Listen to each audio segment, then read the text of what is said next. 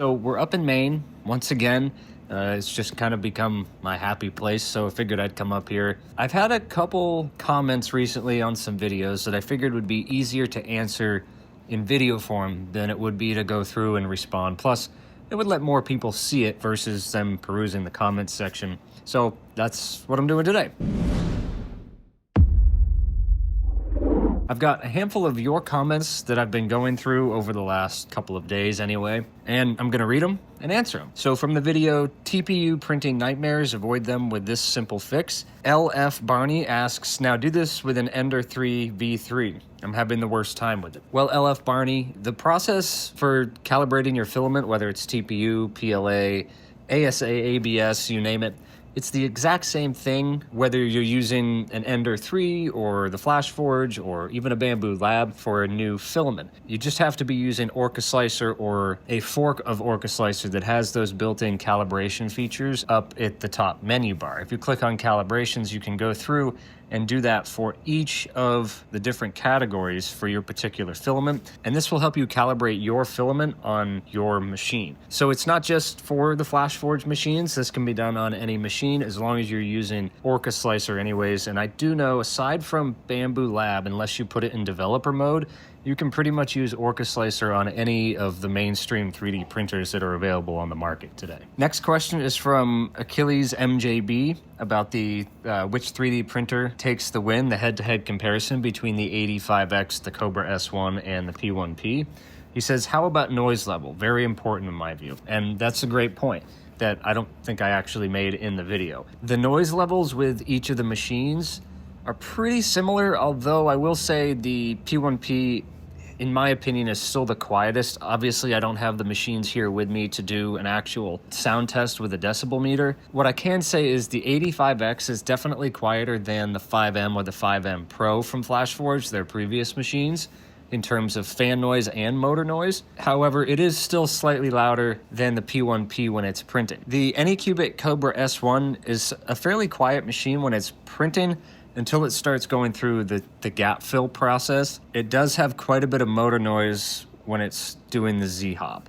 So if you disable Z-hop, you might not notice it as much. The fan noise isn't too bad unless you have the dryer turned on the Ace Pro unit. Then it gets a little bit louder. But from using all three machines in the same space, I would definitely say the P1P is slightly quieter. And then it's kind of a mix-up, a toss-up between the 85X and the Cobra S1. So I guess when I get back, I will do a side-by-side test, run them, start up through a 10 or 15 minute print, each machine separately so we can get a little bit of a sound reading on those. From Mountain View Turning 5319, same video, the 3D printer takes the win head-to-head comparison. He says, great video. I had 3 people tell me that the Cobra printer was 2 times faster than the Bamboo Lab printer.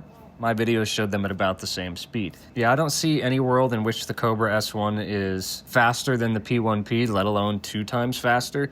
The P1P is faster at startup. It takes about 5.5 minutes, and it even shows that within Orca Slicer. The filament swap times are much faster on the P1P. I believe the Cobra S1 takes 8.5 to 10 minutes to start up, at least when you have the Ace Pro unit installed. Even as far as printing goes, the Cobra S1 was slower than the 85X and the P1P, because not only does it take longer to start up, but it takes longer to do the filament changeovers. Yeah, I don't know. Maybe they didn't have a Bamboo and they were just trying to get you to buy a Cobra. Not that it's a bad machine. I love the Cobra S1, but it's definitely not a faster machine in any sense of the matter. I mean, we saw it real time in 2 different tests, both a single color print and a multicolor print. Cobra S1, even the times in the slicer were more than 45 minutes slower than both of those other machines. So yeah, I don't know where he got that one from. He also goes on to say, should do a test in about 6 months on how dependable until all the breakdowns of each machine. I do have one of those coming for the P1P. I've had that machine since February-ish of 2024. So it's got about 18 months on it and about 3,600 hours of print time. So I can safely say that, you know, it's a reliable machine. I've done a couple nozzle replacements. And I've changed out the SD card 1 time from the stock SD card. Aside from that, I haven't done anything to it. I did order new belts when I got to around 1,000 or 1,500 hours just in preparation in case it broke, but I haven't had any issues with it so far. So knock on wood, it's still going still going strong. One thing that I will say about the Cobra S1 and the 85X, when you compare it to the P1P, is the replacement parts aren't quite as readily available. Yes, you can get a new nozzle for the Cobra S1, and I believe you can get a new nozzle for the 85X and maybe some of the other parts because they're very similar to the 5M and 5M Pro. But the P1P, you get them in 2 or 3 days from Bamboo Lab, at least here in the United States, and you can get a stainless nozzle, a brass nozzle, a hardened steel nozzle, and you can even get some upgraded diamond nozzles for that machine as well from third parties. So you definitely, I mean, it's been out longer, so it makes sense that you're going to be able to get parts a little bit faster, but that is something to take into consideration if you're running a print farm type environment where you need parts readily available for it. If a belt breaks for the Cobra S1, I didn't see anything available on Anycubic's website, at least as of the recording of that video, whereas the P1P or any of Bamboo Labs printers, you can pretty much go onto their website and purchase it and have it in a couple of days. So that is something to take into consideration. Nick Travis 5496 on that same video says, for me, reliability is most important, and I think that's where the P1P and the P1S stand out. There are certainly other machines that have some advantages, but after thousands of hours on my 3 P1Ss, I've had to do nothing but replace a couple of nozzles and PEI sheets. No tinker, no factory resets, just start a print and come back when it's done. If you're printing for fun, they're all great machines, but if you're printing in a production capacity, I think Bamboo is a standout. And it's hard to disagree with them. That's kind of just what I said a couple minutes ago. The Bamboo machines, I've had to do nothing but replace the nozzle a couple of times. I have replaced the SD card, like I said, and I've got a variety of different build plates for it. But yeah, what Nick Travis is saying here is exactly what my experience with my P1P has been, as well as my A1 minis from Bamboo Lab. They're just kind of plug them in, turn them on, do the factory calibrations, and you're pretty much good to go. Keep a couple spare parts on hand so when the nozzle goes, you can replace it, and pretty much just gonna keep printing, right? I haven't had the Cobra S1 or the 85X long enough to say whether or not that's gonna be the case, but just the reliability so far of the Bamboo Lab machines kind of does put it a little step above some of the other ones for a lot of people, especially in a production environment. Isan Abdul, probably not saying that right. On the video, how to do multicolor 3D printing without an AMS, he says, try printing with a Bamboo P1S. Color change with no AMS. It would be the same exact process as the one we did in that video. You're just gonna go through the process of changing the filament and continuing the print on the P1P or P1S screen versus the touch screen on the A1 or A1 Mini. So same exact process. It's basically going to prompt you the exact same way. It'll pause it, move it back to the poop chute, and then you can navigate throughout your screen, unload and load the filament, and you can continue on with the print the same exact way we did with the A1 Mini in that video. Max Reckless 99 says, great video. The Elegoo Centauri Carbon will kick all of these printers' butts. Not in multicolor though, just in speed and all. Give it a try. I'd love to give the Centauri Carbon a try. I've reached out to Elegoo a couple of times. It's currently not available for purchase. If they want to send one over, I'd be happy to put it side by side with these machines in a single color print environment. Obviously, it doesn't have a multicolor system for it right now at the time of this recording, but I would definitely be open to testing it. I've seen the results from it. It looks awesome. I've also seen the speed from it, which looks pretty cool, but I can't say for sure. I have seen plenty of content surrounding the Centauri and the Centauri Carbon, so I would be down for getting that machine in and putting it head-to-head against 85X, Cobra S1, and the P1P in a single color print test.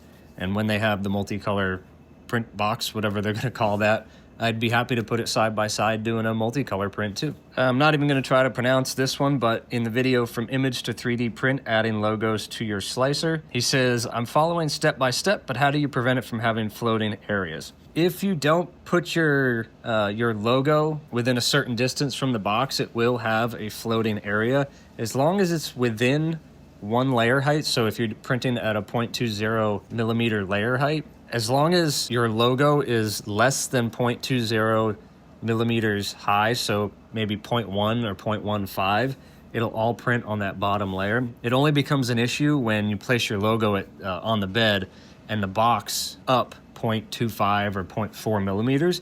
Then that whole first layer of the box is not printing on the bed, it's trying to print above the bed by a layer height. I've had a lot of questions actually on that video regarding the logo either not appearing or when they go to slice, it's not appearing.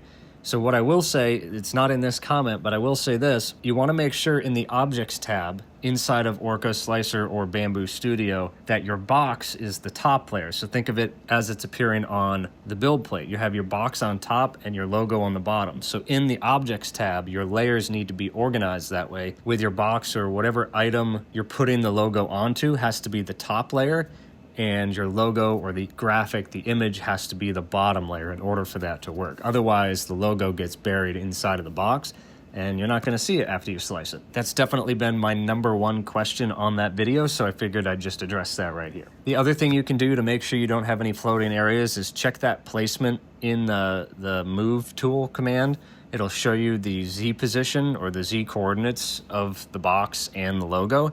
And just make sure they're very, very close to each other. So if your logo is at 0 on the bed, put that box at 0.1 Z height or a 0.05 millimeter Z height, and that'll make sure the box is just slightly above, but not enough to cause it to float. On the how to do multicolor 3D printing without an AMS, Knots says, I wonder if it could be worked out to modify the filament change G-code to not only pause the print, but to unload as well, and then pause for you to put new filament in. Maybe even more stuff after the pause command to do the load in a fixed number of times. That's great in theory, but anything that I've done regarding the Bamboo Lab G-code, as far as modifying the G-code that they have in there, it doesn't always seem to work. There's a lot of different commands inside of those, whether it's the change G-code or the startup G-code. I don't know the best way to explain it. I modified the time-lapse G-code to allow the machine to do those really smooth time-lapses with a phone or a DSLR camera. And modifying that G-code kind of sent the printer through a loop. So what it would do is it would print and do everything normally, but when it got to the final layer, it would hang at 99%, like almost like something wasn't properly closed out. I'm sure it could be done, but from everything that I've seen, when you modify that G-code within the Bamboo Lab system, unless you're completely rewriting it, it can sometimes cause things to hang or certain commands to not be executed properly, because sometimes, like from what I'm guessing anyway, some of the G-code areas might be dependent on another portion, so when you modify it and then it tries to reference that other portion, it seems to get a little bit hung up or confused. Like I said, not 100% sure, but that's been my experience so far. Now this one was kind of confusing to me. From Zero Fichi 15, he says, would not be more economical to actually have a higher entry point with the H2D, but recover it in time by having less poop? I have an A1 for now, and I was looking to get one more. Although these are good options, I realize the biggest issue with multicolor is the poop. And let's be honest, the machines are a fraction of the cost. Filament is the biggest one.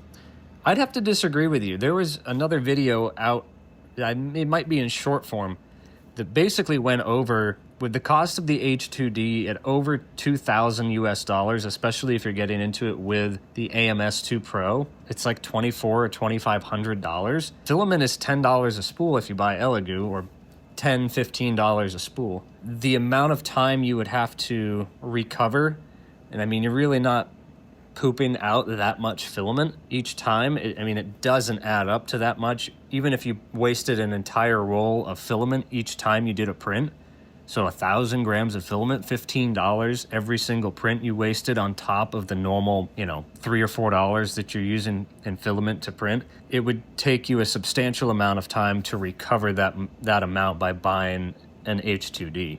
Not that it's not a cool machine, but I mean, just doing the math real quick, say we're spending $2,500 on the H2D with the AMS2 Pro, divided by $15 a spool, it would take you 166 prints if you were wasting an entire spool of filament with each print, which you're not. You're using, 50 to 100 grams. It would be 166 prints before you recovered the cost of an H2D. That just doesn't make sense to me. If we actually broke it down by what you're probably spending, say $2,500 divided by maybe $2.50 per print you're wasting on filament purging, that's 1,000 prints that you would have to do to recover that $2.50 worth of filament cost. And that's with a long multicolor print. I mean, just for testing things out here. So if you're wasting 100 grams per print for flushing and your prime tower, your purge tower,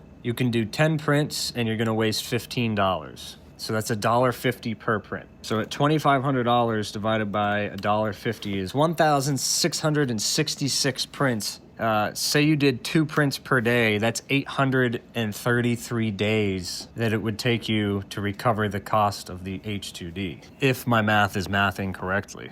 Even if you did 3 prints per day, that's 553 days worth of wasting filament that it would take you to recover the cost of an H2D. In no way do I ever see buying an H2D for the purpose of saving filament a cost-effective thing. Like I said, you could waste $15 per print. If you're wasting, say, 1,000 grams of filament, it's still going to take you 166 prints. And if you're using 1,000 grams of filament waste, your prints are lasting days, not hours. You're not doing multiple prints per day. So, I mean, that would take you over a year to even recover wasting $15 a day on filament. So by this logic and by the quick math that I've done up here, it would take you well over a year to recover the cost of an H2D at $2,500 when you could just go buy an A1 for, you know, with the AMS Lite for about $500. In fact, you could buy 4 of those. I don't know. Filament cost is definitely not the biggest cost that is involved with the 3D printer if you're buying an H2D. The price of the H2D will far outweigh the cost of the filament. You know, especially if you're buying multiple H2Ds, you get 4 machines, you're into it for $10,000. If you get 4 A1s, you're into it for, you know, less than the cost of 1 H2D. Then you have $7,500 to play around with for filament if you were going to go with 4 machines. Maybe for a single printer, single person printing stuff for, you know, for selling things on the side, but not for a print farm. An H2D doesn't make sense at all for a production environment. Alan Day 5255 on the our high-speed 3D printing filament's a gimmick. He says, so now Rapid PLA Plus is less than PLA. What the heck? My AMS hates Elegoo spools, but do you know how hard it is to find spoolless filament that's not more expensive? I haven't had any issues with either of my AMS systems with the Elegoo spools or cardboard spools in general. I know there's a lot of people who don't like using cardboard spools in the AMS because it can break off little pieces in there. I've got over 2,500 hours on my AMS and all of the slots still work, and I've run cardboard spools almost exclusively in there aside from PETG when I run the Sunlu spools. You can also print out these little rings that I'll link in the description below that slide over the cardboard so it doesn't break off or affect the AMS quite as much. Basically turns it into a plastic spool. It is interesting though to see that Rapid PLA Plus is more expensive than regular PLA. Sometimes it's different colors too. I know even with regular PLA, you can get black, white, and gray for around $9 or $10 a spool when you buy it in bulk. Whereas when you go to buy the color, it's still $14, $15, $16 per spool just because there's pigment and I guess more of a process involved in doing the color spools. Which 3D printer takes the win? Edward Brady says you should be able to use the 5M enclosure kit to enclose the 5X. The 85X has its own enclosure set that you can buy, and I'm sure you can print one as well. But because the way the 85X is made, I suppose you could avoid using the right-hand side of the enclosure. But because the right-hand side of the machine has all of the spools attached to it, you can't enclose that side of the machine unless you go with the specific one for the 85X, to the best of my knowledge. M4 Keytech, maybe I'm saying that right, says great video. For me it would be the S1, mainly because ACE is also a heater. It is a great feature to have within that machine to have the ACE unit, you know, also being a drying unit. One other thing I can say is the P1P, with the availability of the 3D printing mate from Sunlu, is also a dryer now. Obviously it's an aftermarket part. If you go with the AMS2 Pro, that one's got a dryer built into it. One thing that I do like about the 3D printing mate more than the ACE unit is the 3D printing mate from Sunlu has a slot on the top that you can open up to evacuate the moisture from it, where the ACE Pro unit does not have anything like that. So the moisture can kind of build up inside of it if you don't open up the lid every now and again. But yeah, it's a nice feature to have, especially if you're printing things like nylon, like I like to do on the Anycubic. Being able to keep it dry within the ACE unit itself is a pretty handy thing. CCFPV says, not seen that Neptune for a while. You thrown it out yet? Not yet. It's still in the shop. You know, I haven't needed it for production purposes because I don't have anything that's that big to print. But when I do have larger things that I need to print for around the shop or the house, it does get used from time to time. Zenmoto369 says, I cannot express how bad the AMS is. I smashed mine the other day. Prefer direct feed. Well, that seems a bit excessive, Zenmoto. I don't see any reason to get angry and smash it. That's your money. But I haven't had any issues with the AMS aside from the occasional filament not feeding, but that's not really the fault of the AMS. That's more the filament being stuck on itself and not being able to pull through. If you're having trouble with maybe cardboard spools, you can try printing out those plastic adapters that I mentioned a couple minutes ago. They're linked down in the description below. They do work for the Elegoo spools and maybe some of the other brands, but I've only tested them with Elegoo, so that is all that I can speak to. If you're not doing multicolor printing with the AMS, I guess there's no reason not to do direct feed. It would be pretty difficult, though, to do multicolor printing with direct feed without the AMS, unless you want to sit there and swap the spools back and forth each time, but to each their own. On the top 3D prints for the beach, Pumpkin Chunks says, if there's anything the beaches and ocean need, it's more plastic. Well, those prints in the video kind of depend on you being a responsible adult, right? Picking up your trash and taking the stuff with you. Most people I know wouldn't bring the 3D prints to the beach, bury them in the sand, and then leave them there. But if that's how you do life, that's kind of on you. But, you know, Kitschy and Crafty says, totally off topic, but was it you that recommended a silk gold filament that didn't have a cheap yellow and orange tone? I swear I remember you mentioned that in one of your videos. It may have been me. I know I've used a really good gold or silk filament from Elegoo. I believe it's just called Silk Gold. I'll link that one that I have down in the description below if you want to check that out and see if that's what you're looking for. But the one that I used definitely looked pretty good. One of them was more of a bronze or a brass look. I used it on some of the shotgun shell pencil cups. And the other one is, I mean, it's definitely a gold look. Yeah, I'll link it below if you want to check that one out. On the Polymaker HT PLA video, John C says, I'm sweating just seeing you wear that sweatshirt in 90-degree heat. Don't worry, I was sweating too when I went outside, but it's about 60 degrees in my shop, so stepping outside for 3 or 4 minutes wasn't too bad when I got to go back inside to a 60, 65-degree shop. The Silent Cutter says, what glue sticks to PETG? Exclamation, exclamation, you can see it on the screen. It says, having problems gluing my parts. 3D Gloop, I believe, makes a 3D Gloop version for PETG, but all I use is super glue, or CA glue for that matter. It's a cyanoacrylate glue. You can buy it on Amazon with an activator spray, so it cures it in about 5 to 10 seconds. But yeah, that's all I've ever used for any of my 3D prints is just CA glue, and I have some linked in the description below from a couple different brands if you want to check that out for yourself and try it out. Joker Shadow 696 says on the HTPLA glass fiber, says it has glass fiber, which is worse than carbon fiber. Unless you have an extra pair of lungs, it is very dangerous to print without proper active air purification. Well, I'm no scientist, and I haven't done any proper tests with it, but this filament is printing at well over 400 degrees Fahrenheit, 215, 220 degrees Celsius. It's not being shredded and blown around the shop. It's being printed through a 0.4 millimeter nozzle at 0.2 millimeter layer heights. The fans aren't turning it to dust and blowing it throughout the shop. It's melting the filament with the glass fiber inside of it. So I'm not concerned whatsoever about glass fiber or carbon fiber filaments blowing around in the air in my shop. I'm sure there's reason to be concerned about certain things with those, like touching it with your bare hands. But, you know, yeah, I'm not concerned in the slightest bit with active air purification with carbon or glass fiber filaments because it's, again, printing at over 400 degrees Fahrenheit, not shredding it in a grinder and blowing it around the shop. 3D Texan says, not with a cardboard spool, in reference to the HTPLA from Polymaker.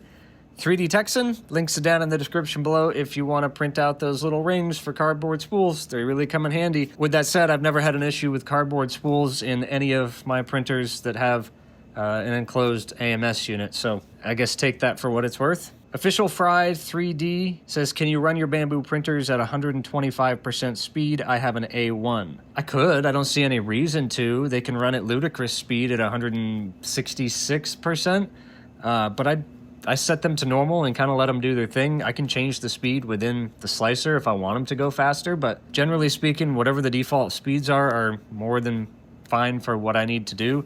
I'd rather have quality prints than slightly faster prints, because at the end of the day, a 4-hour print versus a 6-hour print really doesn't mean that much to me. Gonna take a quarter of the day regardless, and I'd rather have it look better at 6 hours than have it done slightly faster at 4 hours, 4.5 hours, but have visible defects into it. That's just my thoughts anyway. But yeah, you can put them at normal speed, sport.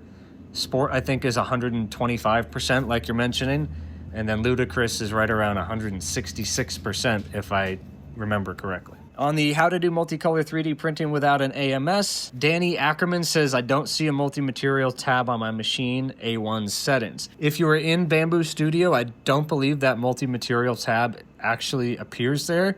You have to be using Orca Slicer. However, you shouldn't need to use it for doing this process. That should already be kind of enabled by default in Bamboo Studio when you're using one of the Bamboo Lab machines. On the Etsy is cracking down on 3D printed sellers video, Creative Application says to sell an item designed in Fusion, is the personal license enough? I thought a commercial licensed version of Fusion would be needed. You are correct.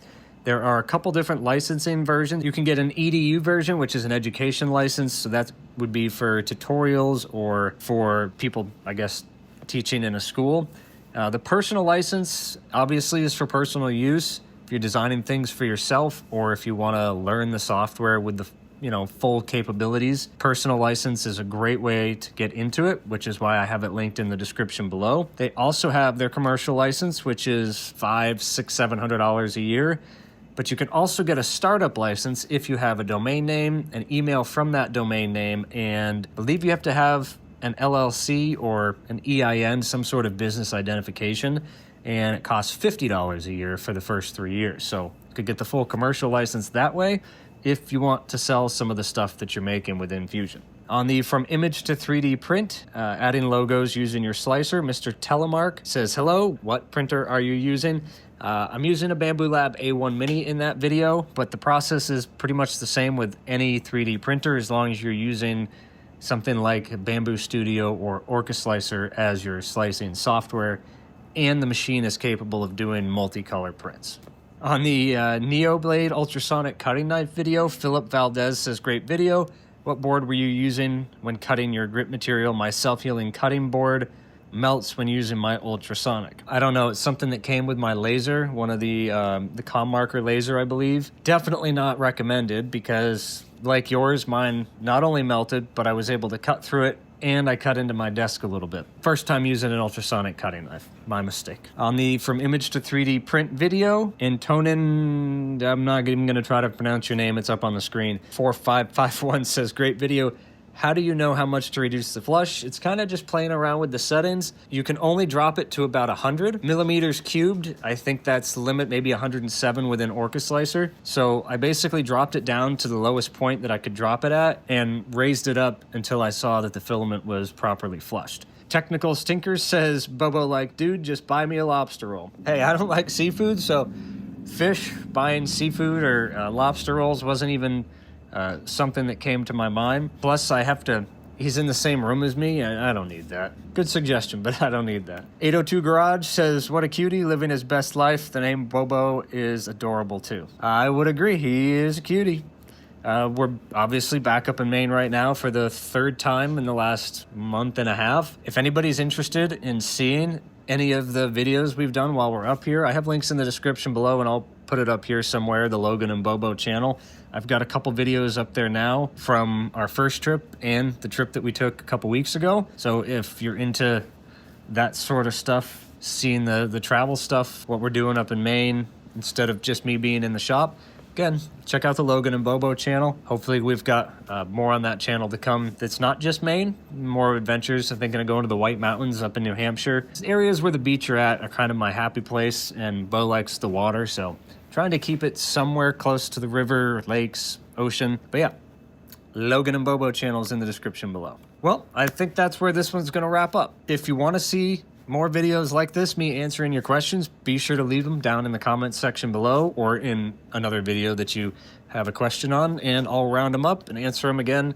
in another video like this. And if you want to check out the Logan and Bobo channel, our latest trip to Maine, that video is queued up for you right here. Thank you so much for sticking with me on this long one. I've got a 3D printer sitting here in the motel room that I'm going to try to find something useful to do with. Maybe make a placard for the door or something to hold the remote. We'll figure it out. It's Thursday now. We're leaving on Sunday, so I've got a couple days to figure that out, but we'll be back to our regularly scheduled videos in the print farm in a couple of weeks. Take care, folks.